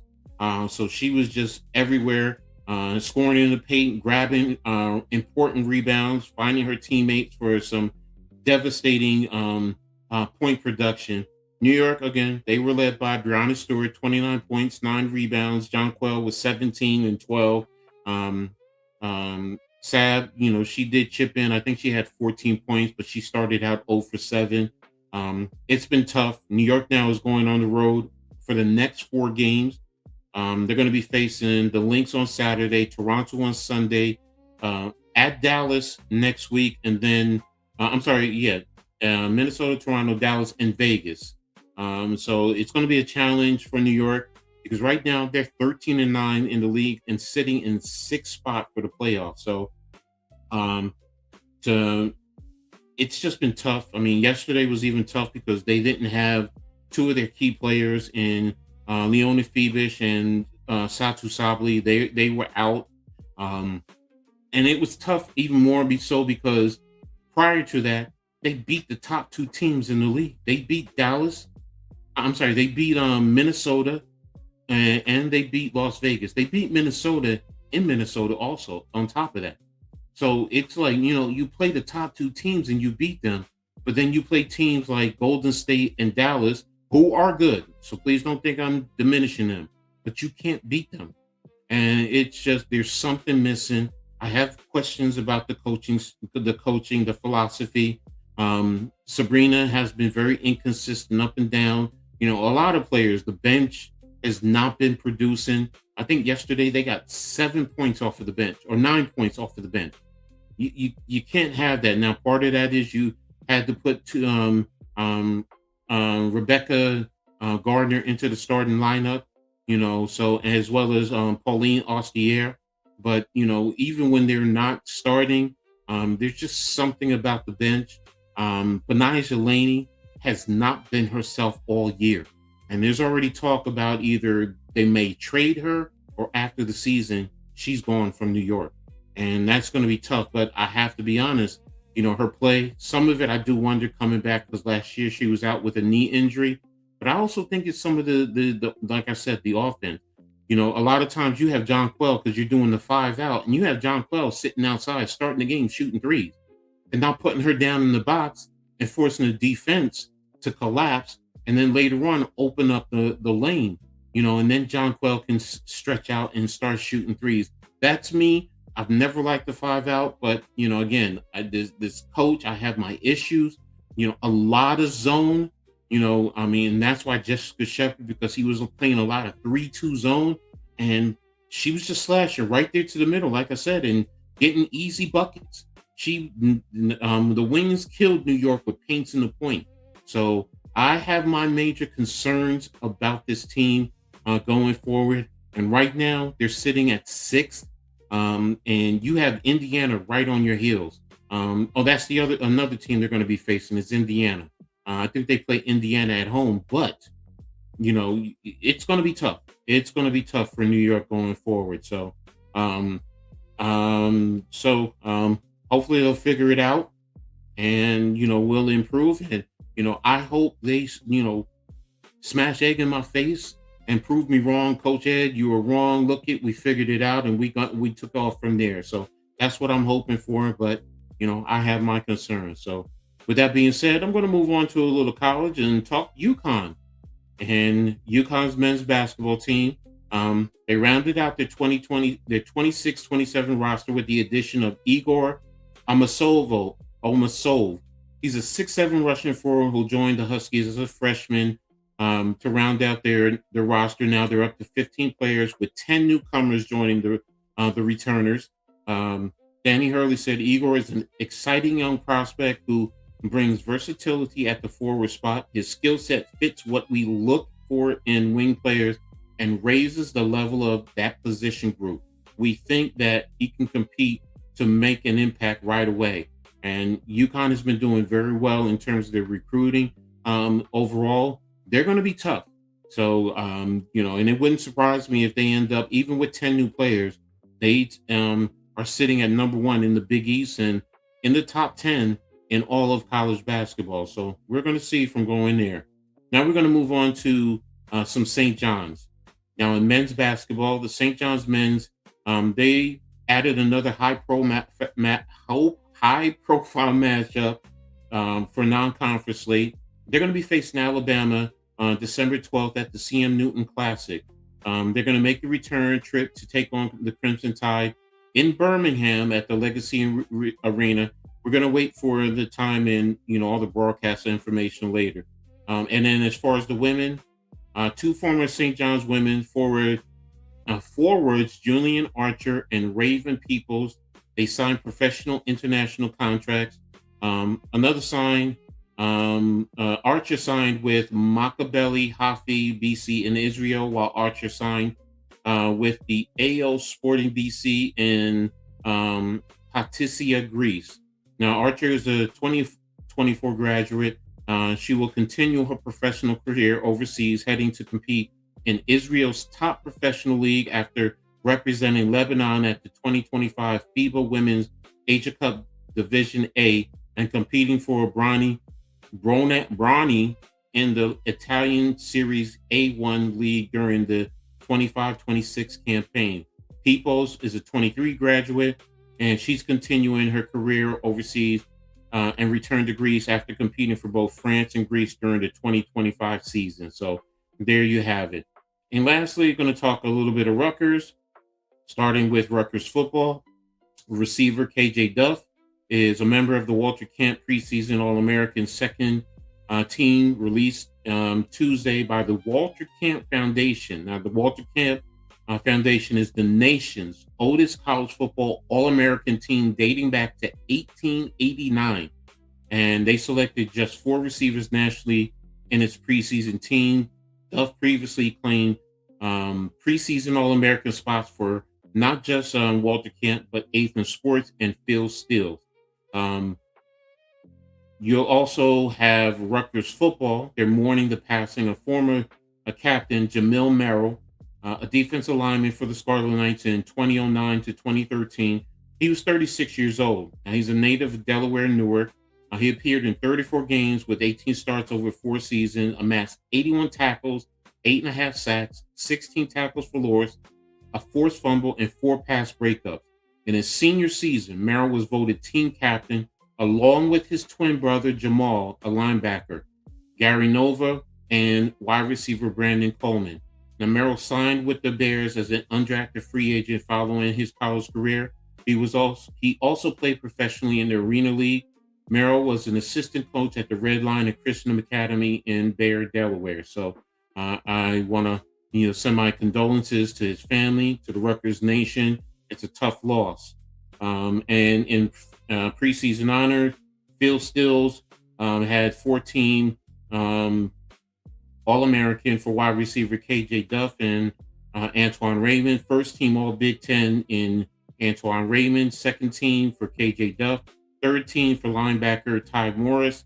And 14 for offensive lineman Wabena Asamoah. And then Rutgers women's basketball.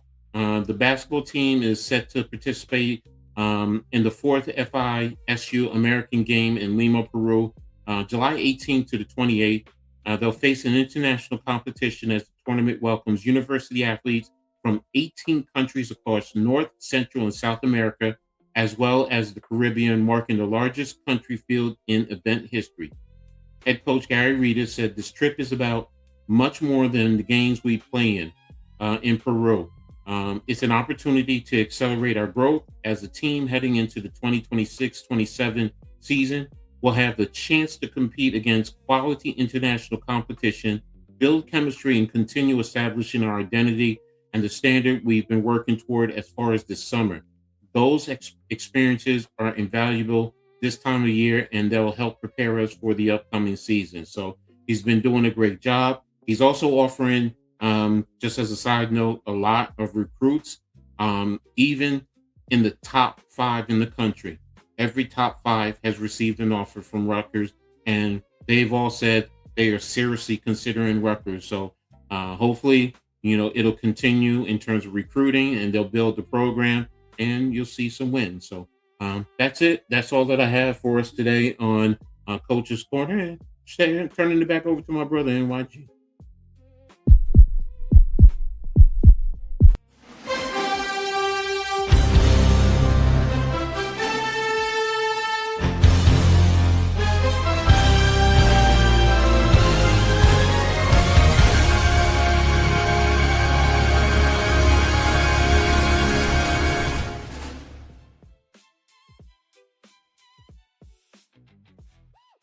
You're muted. Oh shit. My bad. Good shit though, man. Good stuff. I'm always worried about the Liberty. You know what I'm saying? we big on our New York basketball now, man. I'm just hoping the Knicks championship ain't we didn't have to sacrifice all our other teams, man, to get this chip, man, because it ain't looking good for the Liberty right now. No, they just got to step up. We ain't sacrificing nothing. Facts, man. But yeah, definitely interested to see what this season turns out for the Liberty. Of course, I am excited about the Nets as well. I'm excited about the Giants. Baseball, Try. right now, not looking good. But we do have the Yankees, who are technically still in it until they ain't. So there's that, man. But I'm really excited about basketball this year. I'm really excited about football this year, man. And we're going to give you a lot more coverage over here on the Aboriginal Sports Network, as well as Unpopular Opinion Sports with my bro, Coach Ed Sports. And hey, man, good shit tonight. Coach, any last words, man, before we head on up out of here? Like I said, condolences to the Merrill family. You spoke about, the Liberty. Like I said, I gave it to you what I thought. And for those of you who want, go tap into the game. You'll hear, my frustration. You'll hear Kay's frustration with the game. It really wasn't, it's just frustrating with the Liberty. What I'm saying, Brianna's playing well, but if you've watched Liberty all year, they just don't seem to say. And you gave up a championship-winning coach in Sandy Brondello. I didn't like that coaching change. I did not like that. It just, here, and I said it before. I said, to me, if you were going to make that type of a change, you should have been going all out for Dawn Staley. Bring me a championship-winning coach, not a guy who's really he coached for the Bahamas and international play, but he's really a rookie head coach. Yeah. And you have a veteran team that's built for. Look, we saw what the Knicks did. You saw what the Knicks did. Yeah. And you made the right change. You went and got a coach who's been there, even if he lost in the championship. He's at least been there with several other teams. You brought in this rookie, and like I said, and I'm telling you, the amount of zone that he plays, it would not surprise me if they said he's playing, probably in the mid-30s% in terms of zone. I've never seen a pro team play that much. Yeah, that's college. Yes. That's what you do in college. That's what you do in there was you got those 2-3 zones, 3-2 zones, 1-2-1 zone.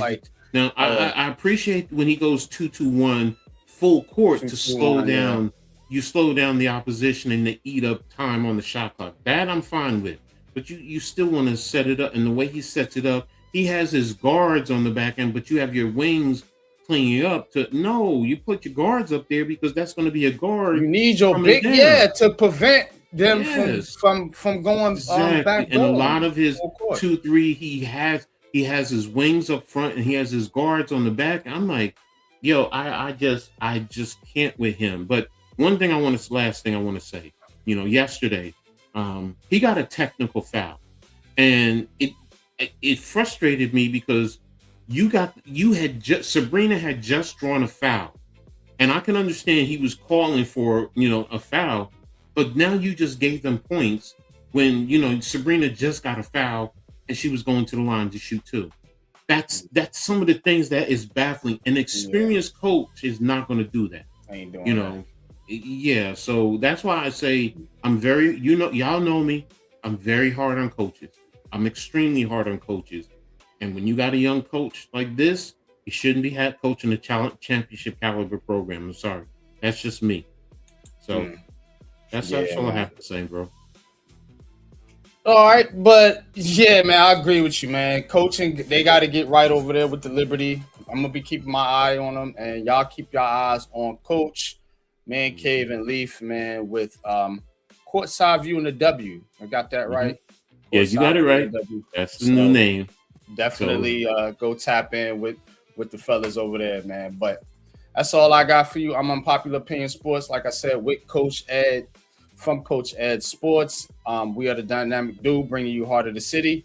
And until next time, see you on the next one. Peace.